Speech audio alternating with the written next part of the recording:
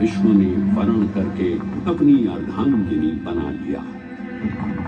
इसके पश्चात समुद्र मंथन से एक एक कर कामधेनु गाय, पारिजात वृक्ष, चंद्र, कल्प वृक्ष, अपार सुंदर अप्सराएं, गंधर्व, शंख, उच्चैःशवा, वारुणी एवं कौस्तुभ मणि जैसे अनेक रत्न उत्पन्न हुए। लेकिन सभी को जिस रत्न की सबसे अधिक प्रतीक्षा थी, उस रत्न का निकलना अभी बाकी था।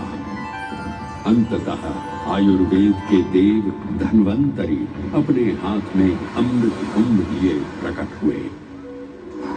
अमृत कुंभ पाने की लालसा में सुरों और असुरों के मध्य एक घमासान युद्ध आरंभ हो गया।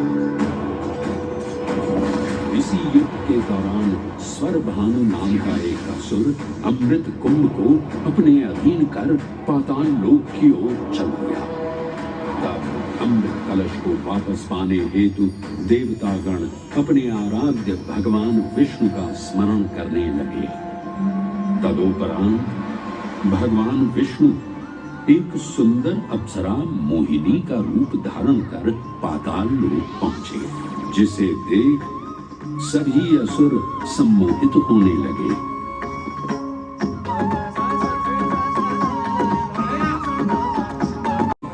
मैं आपको ये ज्ञात कराने आई हूँ कि अमृत की असली शक्ति और गुण तो कलश के तल में विद्यमान है, जबकि ऊपर तो केवल जल मात्र है, जिसके ग्रहण करने से ज्यादा कोई लाभ न होगा। आप सभी इस अमृत को देवताओं के साथ बांट लीजिए। आखिर आप सभी ऋषि कश्यप के ही तो पुत्र हैं। देवताओं के साथ अमृत बांटने से एक तो आपका वैभव बढ़ेगा और दूसरा जो अमृत का फलदायक भाग है उसे आप ही ग्रहण कर सकेंगे। हे मनमोहिनी, तुम सत्य ही कह रही हो, परंतु अगर हमने ये अमृत कलश देवताओं को दे दिया तो क्या पता वे सारा अमृत स्वयं ही ग्रहण कर लें और हम सभी असुर इससे वंचित ही रह जाएं। आप निश्चिंत रहिए, ऐसा कदापि नहीं होगा।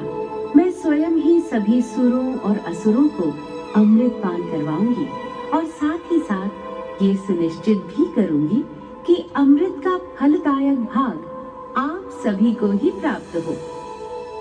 बस फिर क्या था, भगवान विष्णु की अपरंपार लीला आरंभ हुई। जहां एक ओर सभी देवतागण विराजे तो वहीं दूसरी ओर सभी असुर। मोहिनी रूप धारण भगवान विष्णु एक एक कर सभी देवताओं को अमृत पान करवाने लगे, जिससे वे पुनः अपनी शक्तियां प्राप्त कर सके। परंतु स्वरभानु नाम का असुर जल्द ही भगवान विष्णु की ये चालाकी भांप गया और चुपचाप देवता वेश धारण कर उन्हीं के बीच में जाकर विराजमान हो गया। तब जैसे ही मोहिनी स्वरभानु को अमृतपान कराने हेतु अग्रसर हुई, ठीक उसी क्षण सूर्य एवं चंद्रमा स्वरभानु का असली रूप पहचान गए। ये ज्ञात होते ही भगवान विष्णु अपने मूल रूप में परिवर्तित हो गए और अपने सुदर्शन चक्र से स्वरभानु का सिर धड़ से अलग कर दिया।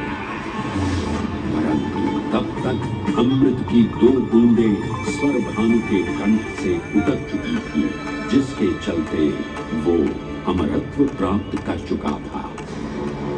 इस तरह स्वरभानु के कटे हुए सिर के भाग को राहु का नाम मिला और धड़ को केतु के नाम से जाना जाने लगा। माना जाता है कि प्रतिशोध की ज्वाला में ज्वलित राहु एवं केतु सूर्य एवं चंद्रमा पर ग्रहण लगाते हैं। इस प्रकार सूर्य और चंद्र पर ग्रहण लगना राहु और केतु का प्रतिशोध माना जाता है। भगवान विष्णु की ये लीला देख सभी असुर अचंभित हो उठे। इससे पहले कि वे कोई प्रतिक्रिया दे पाते, भगवान विष्णु के वाहन पक्षीराज गरुड़ ने शीघ्रता से अमृत कलश को उठा लिया और अपने साथ लेकर स्वर्गलोक की ओर उड़ चले। कहते हैं पक्षीराज की इस यात्रा के दौरान पृथ्वी पर 4 जगह अमृत की कुछ बूंदें छलक कर गिर पड़ी थी और इन बूंदों से उन नगरों की नदियों के पानी में अमृत जैसे गुण आ गए थे।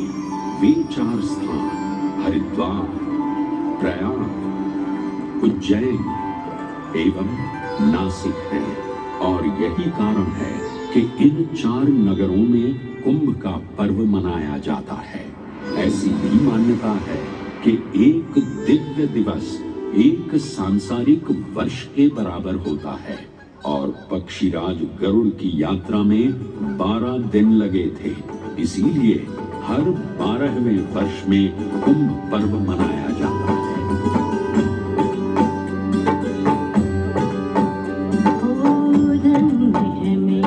संरेखण से सुनिश्चित होता ये कुंभ महापर्व प्रयाग की भूमि पर उसी नक्षत्र में आयोजित होता है जिस नक्षत्र में यहाँ अमृत की बूंदें गिरी थी।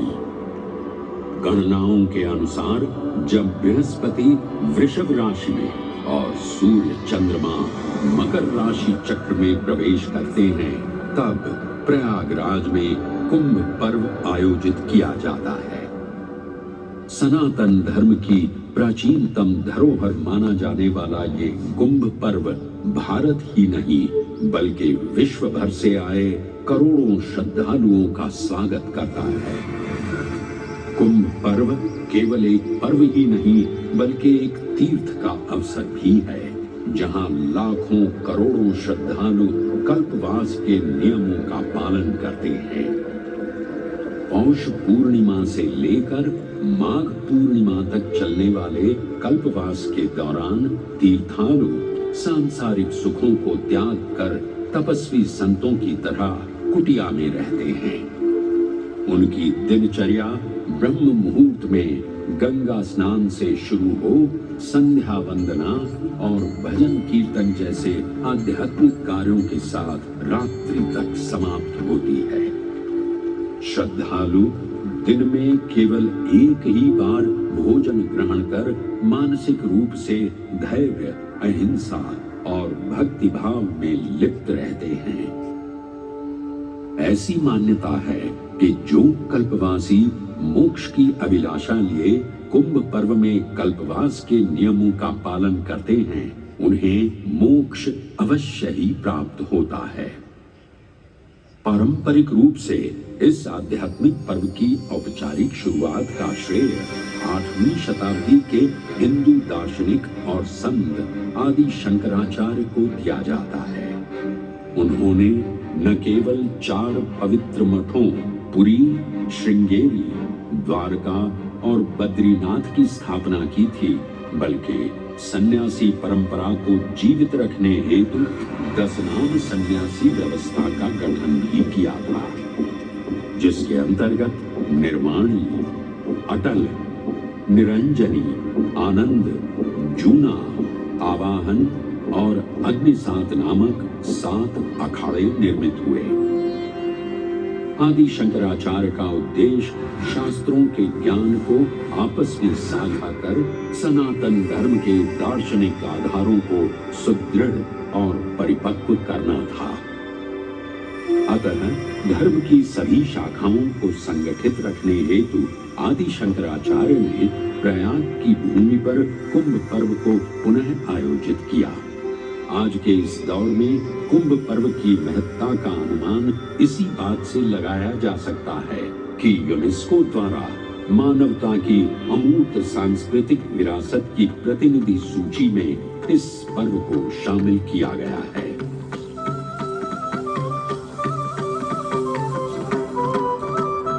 त्रिवेणी, माधव, सोम, भरद्वाज, वासुकी, अक्षयवट और शेषनाग प्रयाग के इन 7 तीर्थ नायकों की हम वंदना करते हैं, परंतु उक्त 7 तीर्थ नायकों में वेणी माधव का ही प्रमुख स्थान है। त्रिवेणी संगम में स्नान के साथ साथ श्रद्धालु वेणी माधव मंदिर में दर्शन कर भगवान विष्णु का आशीर्वाद भी प्राप्त करते हैं। मान्यताओं के अनुसार वेणी माधव इलाहाबाद किले के परिसर में स्थित पातालपुरी मंदिर में एक पवित्र अक्षयवट वृक्ष के पत्तों पर एक बालक के रूप में विश्राम करते हैं। पौराणिक कथाओं के अनुसार अक्षयवट एक शाश्वत वृक्ष है जो भगवान विष्णु का स्थायी निवास है, जहां से वे सृष्टि का पुनः निर्माण करते हैं। त्रेता युग में भी अक्षयवट वृक्ष का उल्लेख देखने को मिलता है। कहा जाता है कि भगवान श्री राम, माता सीता एवं अनुज लक्ष्मण अपने वनवास काल में इस स्थान पर आए थे। वैसे तो भगवान श्री राम का वनवास प्रयाग में श्रृंगी ऋषि को समर्पित श्रृंगवेरपुर धाम से आरंभ होता है। ये वही स्थान है जहां निषाद राज गुह ने भगवान श्री राम, माता सीता और अनुज लक्ष्मण को गंगा पार जाने के लिए सहायता प्रदान की थी। श्रृंगवेरपुर से प्रभु श्री राम ऋषि भरद्वाज के आश्रम पहुंचे थे। भरद्वाज मुनि बसहि प्रयागा, गोस्वामी तुलसीदास जी ने रामचरितमानस में ऋषि भरद्वाज का निवास स्थान प्रयागराज ही बताया है। ऋषि भरद्वाज से त्रिवेणी संगम की महिमा सुन प्रभु श्री राम, माता सीता और अनुज लक्ष्मण त्रिवेणी संगम में स्नान कर तीनों नदियों का आशीर्वाद प्राप्त करते हैं। इसी कड़ी में एक प्रचलित कथा के अनुसार संगम तट पर ही माता सीता ने प्रभु श्री राम से महादेव और परम शक्ति मां पार्वती की आराधना करने की अपनी मनोकामना को व्यक्त किया था, जिसके उपरांत प्रभु श्री राम ने यमुना तट पर भगवान भोलेनाथ और मां पार्वती को समर्पित एक मंदिर का निर्माण करवाया था, जिसे आज हम मनकामेश्वर मंदिर के नाम से भी जानते हैं। त्रेता युग में स्वयं प्रभु श्री राम ने माता सीता के साथ इसी मंदिर में भगवान शिव एवं मां पार्वती की पूजा अर्चना कर उनसे आशीर्वाद प्राप्त किया था। महादेव के इस प्राचीन मंदिर से अगर थोड़ा आगे चले तो उन्हीं के अंशावतार पवन पुत्र हनुमान जी का मंदिर भी विद्यमान है। जय जय महाबली हनुमान, महावीर हनुमान, पवन पुत्र हनुमान।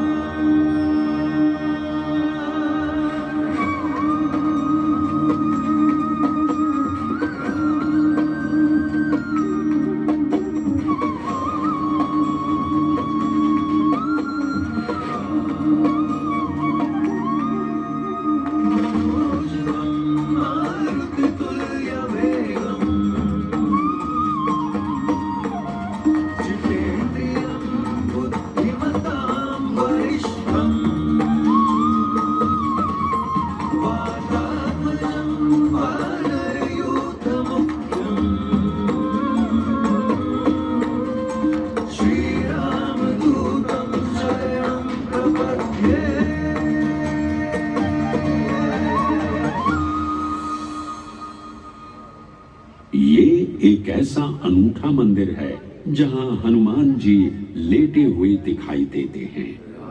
प्रचलित कथाओं की माने तो हनुमान जी के आदेशानुसार बाघंबरी बाबा को इस तट पर उत्खनन करते समय हनुमान जी की एक दिव्य मूर्ति प्राप्त हुई थी, जिसके फलस्वरूप आज यहाँ बड़े हनुमान जी का मंदिर विद्यमान है।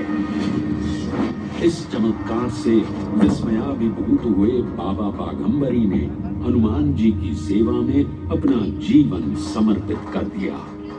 आज भी इस मंदिर की देखरेख का कार्यभार बाघंबरी गद्दी ने ही संभाल रखा है। पुराणों एवं अनेक धार्मिक ग्रंथों में वर्णित प्रयाग क्षेत्र के कौशाम्बी का उल्लेख देखने को मिलता है। कौशाम्बी प्राचीन भारतीय वत्स महाजनपद की राजधानी थी। गौतम बुद्ध ने अपने तपस्वी जीवन के 6ठे और 9वें वर्ष यहीं बिताए और अपने अनुयायियों को कई महत्वपूर्ण धर्मोपदेश भी दिए।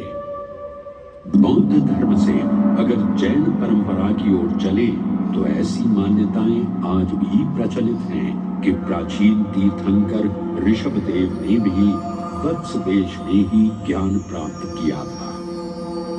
इसके अलावा 6ठे जैन तीर्थंकर पद्म प्रभु का जन्म इक्ष्वाकु वंश में राजा श्रीधर और रानी सुसीमा देवी के घर कौशाम्बी में ही हुआ था। यहाँ तक कि मगध सम्राट अशोक ने भी अपनी शाही देखभाल के लिए इसे अपनी उपराजधानी बनाया था। तथ्यों को टटोलें तो अशोक की लाट आज भी इस क्षेत्र में देखने को मिलती है। धार्मिक विविधता से परिपूर्ण प्रयाग क्षेत्र एक ऐसा अनूठा क्षेत्र है जहां ज्ञान का प्रकाश फैलाने सिख गुरु भी पधारे हैं।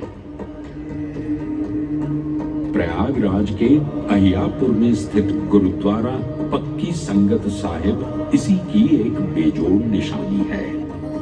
माना जाता है कि श्री गुरु तेग बहादुर जी अपनी यात्रा के दौरान 6 महीने इसी स्थान पर रुके थे।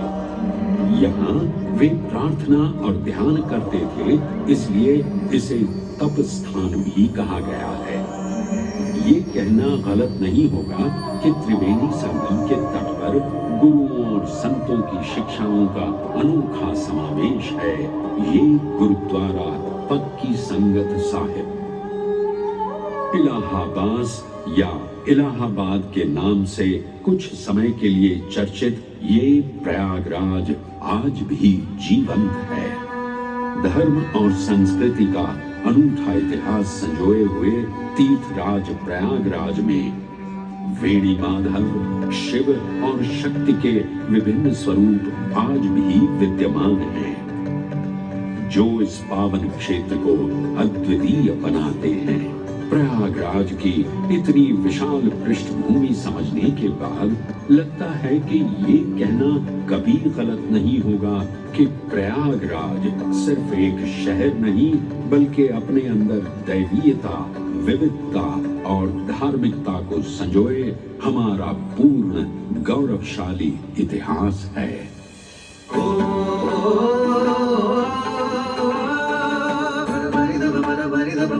Sa sa sa sa sa